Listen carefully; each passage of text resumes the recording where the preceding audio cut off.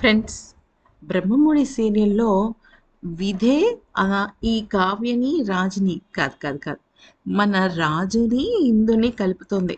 అంతేకాకుండా ఏ రాజైతే ఇక మొత్తం అపర్ణకిను, సుభాష్‌కి దూరమయ్యారో మళ్ళీ మనవడి రూపంలో రాబోతున్నాడు. జరిగిన విషయం ఏంటో మనం తెలుసుకుందాం. ఫస్ట్ బేసికల్లీ ఒక్కసారి ఈ వీడియోకి లైక్ చేయండి. అలాగే మా ఛానల్‌ని సబ్స్క్రైబ్ చేసుకోండి. స్వరాజ్ ఈ అబ్బాయి పేరు. అయితే మేనమామ పోలికలతో ఉన్నాడని చెప్పేసి తన తల్లి అంటే అపర్ణ కూతురు, ఇంకా చెప్పాలి అంటే మన రాజు ఉన్నాడు, రాజ్ కావ్యలో రాజు ఉన్నాడు కదా, వాళ్ళ సిస్టర్ తన కొడుకు పెట్టుకుంది. అయితే థర్డ్ జనరేషన్ మొత్తం బ్రతికారు. ఇప్పుడు ఫస్ట్ జనరేషన్ ఎవరు? మన వీళ్ళు ఎవరు? ఆ, తాతయ్య నాన్నమ్మ ఇందిరాదేవి, అలాగే వాళ్ళ హస్బెండ్. ఆ తర్వాత వచ్చేసరికి సుభాష్, వాళ్ళ వాళ్ళ మిసెస్ అపర్ణ, ధాన్యలక్ష్మి, ప్రకాశం వీళ్ళు. వాళ్ళ పిల్లలు ఎవరు? కళ్యాణ్, రాజ్, రాహుల్ వీళ్ళు, రుద్రాణి వీళ్ళు అలా. సో ఈ వీళ్ళందరూ చనిపోయారు, కానీ వాళ్ళకి పుట్టిన పిల్లలు ఇందు, నందు, అలాగే రాజ్, వీళ్ళందరూ ఐశ్వర్య, వీళ్ళందరూ బ్రతికి ఉన్నారనమాట. సో ఇప్పుడు ఈ జనరేషనే ముందుకు నడిపిస్తుంది. అయితే మీరు గమనించినట్టయితే ఈరోజు ఎపిసోడ్‌లో ఒక ట్విస్ట్ జరిగింది.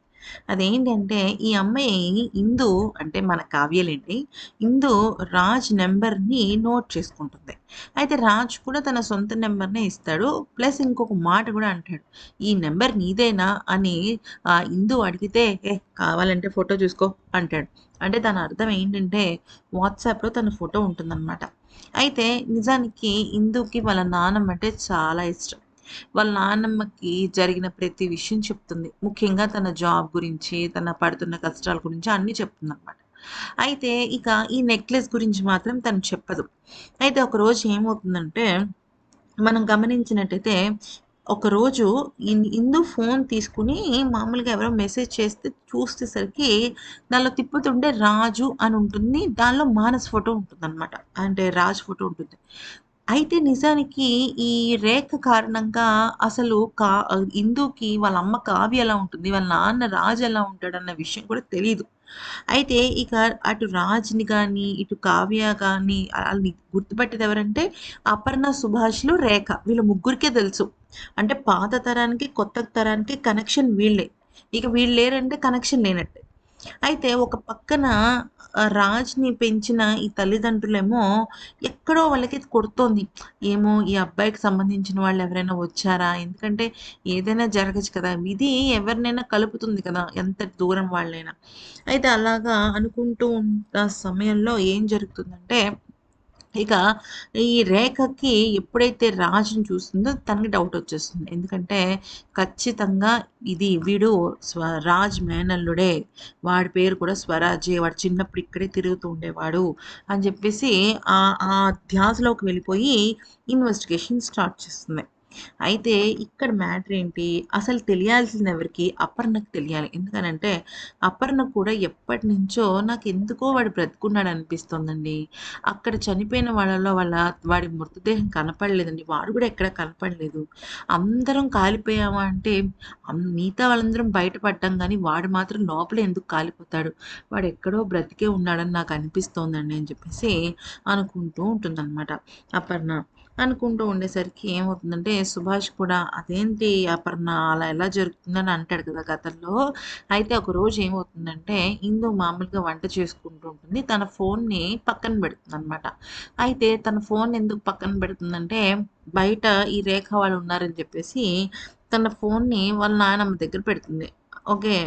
నానమ్మ దగ్గర పెట్టి ఇంకా తను వంట చేసుకుంటున్న సమయంలో ఏం జరుగుతుంది అంటే ఏదో మెసేజ్‌ల మీద మెసేజ్‌లొస్తుంటే అప్పుడు ఈవిడ అనుకుంటుంది అపర్ణ, తను ఉద్యోగాల కోసం ప్రయత్నిస్తోంది. అమ్మో! తనేమో ఇప్పుడు వంటిట్లో ఉంది. వంటిట్లో నుంచి పిలిస్తే రేఖకి అనుమానం వస్తుంది. నేనే ఫోన్ చూస్తాను ఏం జరుగుతుందా అని చెప్పేసి ఫోన్ వెతుకుతూ ఉంటదనమాట. వెతుకుతూ ఉండేసరికి అక్కడ రాజ్ ఫోటో కనిపిస్తుంది. రాజ్ ఫోటో కనపడంగానే ఇంకా కళ్ళు తిరిగిపోతాయనమాట అపర్ణకి. ఏం జరుగుతుంది అని చెప్పేసి అడుగుతుంటే ఏమవుతుందంటే అంటుంది, "అసలు వీడి గురించి నీకు చాలా చెప్పాలమ్మా. వీడెవడో కాదు పెద్ద 420 గాడంటే." "వీడు 420 ఏంటమ్మా?